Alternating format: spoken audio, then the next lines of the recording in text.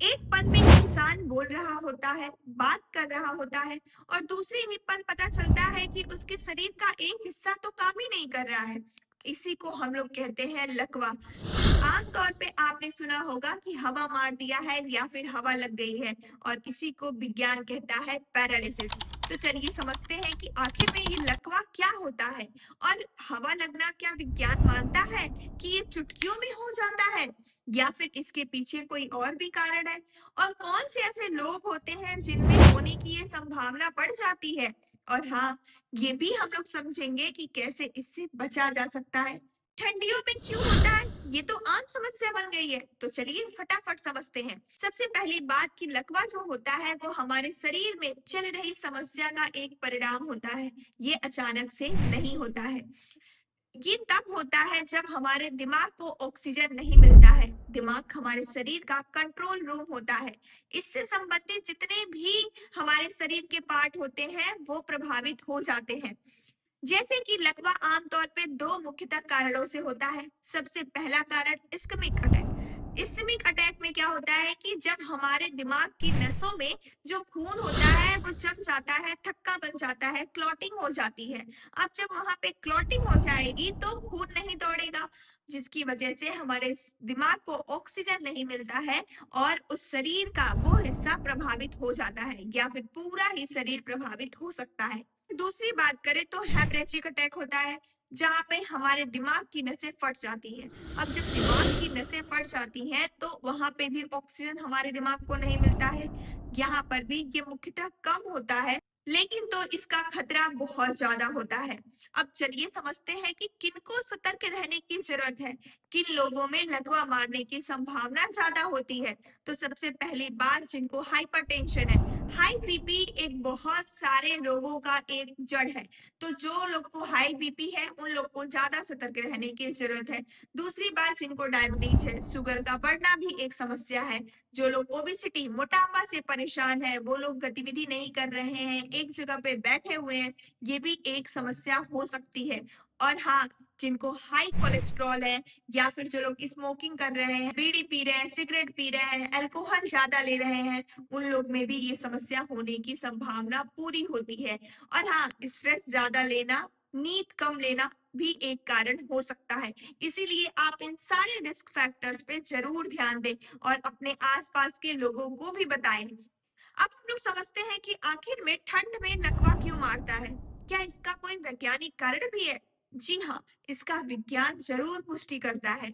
विज्ञान के हिसाब से अगर आपके शरीर में ठंडियों में क्या होता है कि नसें थोड़ी पतली हो जाती हैं, ब्लड वेसल सिकुड़ जाते हैं, जिसकी वजह से बीपी जल्दी से स्पाइक कर जाता है, बढ़ जाता है, और वहां पे लकवा मारने की संभावना ज्यादा हो जाती है। वहीं पर दूसरी बात करें तो ठंडियों में खून गाढ़ा हो जाता है। गाढ़ा होने की वजह से वहां पर जो थक्के होते हैं वो जल्दी जम जाते हैं। इसीलिए यहाँ भी सतर्कता बनाए रखने की जरूरत है। ठंडियों में 5 से 10 बजे सुबह बहुत ज्यादा ठंड होती है। लोग रजाई से निकलना ही नहीं चाहते हैं, रजाई में घुसे पड़े रहते हैं और कोई गतिविधि नहीं होती है, ठंड बहुत ज्यादा होती है, जिसकी वजह से उनका बीपी स्पाइक कर जाता है और वहां पे लकवा मारने की संभावना बढ़ जाती है। लोग ठंडियों में पानी नहीं पीते हैं, और वहां पर भी डिहाइड्रेशन की भी एक समस्या है। इसीलिए अपने शरीर को हाइड्रेट रखना, 2 से 3 लीटर आप पानी आराम से पीजिए। दिन भर थोड़ा थोड़ा थोड़ा करके आप दिन भर में पानी पी सकते हैं। तो ये कुछ कारण थे कि ठंड में क्यों लकवा मारता है। अब समझते हैं कि लकवा मारने से पहले कुछ संकेत होते हैं जिनको हमको समझना बहुत ज्यादा जरूरी है। सबसे पहला FAST। अब ये फास्ट क्या है?